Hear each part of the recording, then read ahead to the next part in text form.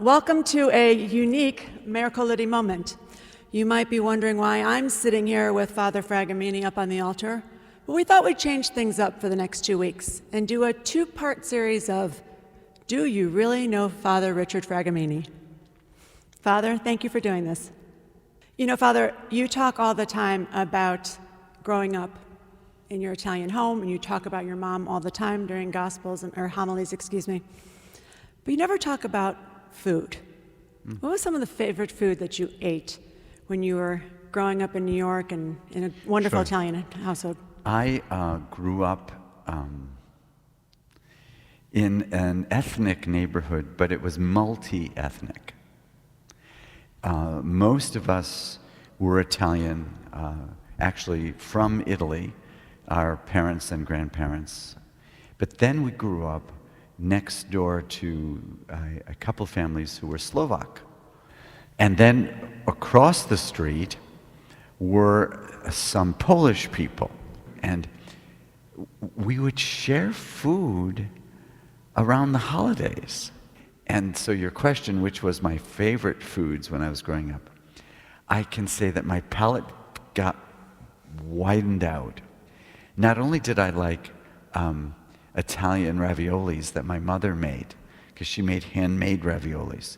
You know, none of these frozen things that we can buy now at Whole Foods. But she made her own. But not only did we have Italian ravioli, but we also had Polish Pierogis. Pierogis, that's exactly right, which were Italian ravioli, Polish raviolis. So we got to see the variety of food, and what it opened up for me was not only my taste palette, but the realization that different cultures had different foods, and these differences actually showed how similar food can be. I also loved when my mother made scarol and beans. My mother had a unique recipe for escarol now, scarol and beans, but she would also put pepperoni in it and other little sausages that they would make, because they would make homemade sausage in my family. My mother was also more than a cook, which she was a cook. She was more so a baker. And some of my favorite things that my mother would bake would be these tarale con pepe, pepper cookies, we would call them. They asked me, what do you want for your birthday? And I was probably turning 50 or 55 at the time. What do you want for your birthday? It's a special birthday. And I said, I don't need anything. But what I would like is for you to make a video of how you make these pepper cookies. So I still have the VCR, and someone, when they were for her funeral, we had it playing at her funeral. Maybe we should put this on the Shrine website on YouTube. Absolutely. Mary Fragomeni making these delicious pepper cookies. They were so good that everybody wanted them. All my friends. Now, we know you have some dietary restrictions now. Right. But if you had one thing to go to where you were going to indulge or treat yourself or something that's very special to you now, what would it be? I think it would be some fresh Italian bread. And I can't eat it. But that would be the place I would go. Italian bread with maybe some oil or some butter or something. Because I can remember the Italian women in the neighborhood, the other Italian women, made fresh bread. Now, do you like the hard crust or the soft crust? No, the hard crust. That's the way to go. Because that's a whole other argument in the Italian family. It is. My mother made it.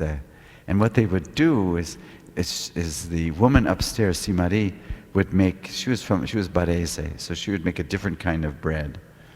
And we would go up to see Si Marie, and what she would do is she'd take the bread out of the oven when it was still warm, she'd cut it up, she'd put tomato sauce on it with a little cheese. It was just really wonderful to eat. One of your most treasured talents for us at the Shrine is your gifted music ability, both playing piano and singing. At what age did you know you had this talent? My mother was she was a concert pianist. My brother Jack also was a fine pianist, but he went into the jazz guitar. My mother had the musical talent. She got it from her father and her family. And so my mother was a real magnificent pianist as the bells ring to commemorate her. So she passed on the music to the three boys. But when did you know? We started young. My mother started us all when we were 3 or 4 years old, because she would play for us. And she would play for us and she would sing for us. And we would sit around and then we'd want to, as little kids do. We weren't not prodigies. I wasn't. My brother Jack played more quickly on the piano than I did. But, and then Jack went to this jazz guitar, as I mentioned, just brilliantly. When he died, Jack died suddenly. He was young. He's in his early 50s. I went to his coffin and my mother was there. And she said, "Look at his hands." And she says, I taught those hands when he was little. I taught your hands and my other brother too how to play the piano. And look what his hands could do now on the guitar. And there were his hands. After all hours of music that my mother started us with when we were like 3 or 4 years old. And so we did what we did, and we played what we played. And I'll never forget when she was dying, she asked me the similar question. I said to her, "Ma," I said, "oh, thank you for teaching me that song." It was a song that we were singing. I'm forgetting what song that was. "I'll be loving you always." I think that was what it was. And she says, "Oh, I didn't teach you that music. I didn't teach you boys. I didn't teach you boys anything with music." I says, "What do you mean, Ma?" I said, "You taught me that song. You taught Jackie and me and Mark how to play music. What do you mean?"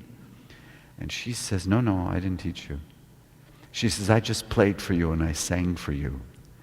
And you listened, the three of you, and you loved it so much that you taught yourselves." That's what she said. And so I'm grateful for music for my mom. My dad, I'm grateful for my dad because my dad would listen to us. So what my father did that I'm grateful for, because he gave us encouragement and he would sit and listen to us all play. And since I was the firstborn, I was the first one on the recitals, and he would listen, and you get the confidence that you can do it when your dad tells you things. Sticking with the music theme, there are times you sing the gospel and there are times that you don't. How do you make that determination? And now you're putting my hat on in the classroom hat. There's a thing in liturgical practice in the Catholic Church. It's called progressive solemnity.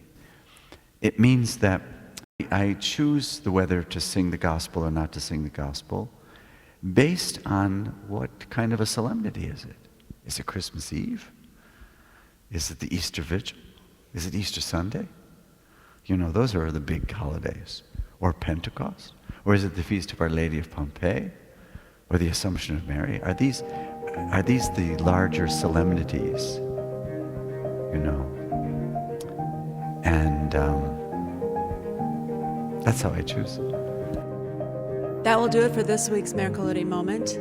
Stay tuned, because next week we'll find out what Father Richard Fragomeni likes to do in his free time, and also what keeps him up at night. Until then, happy Mercoledi Moment.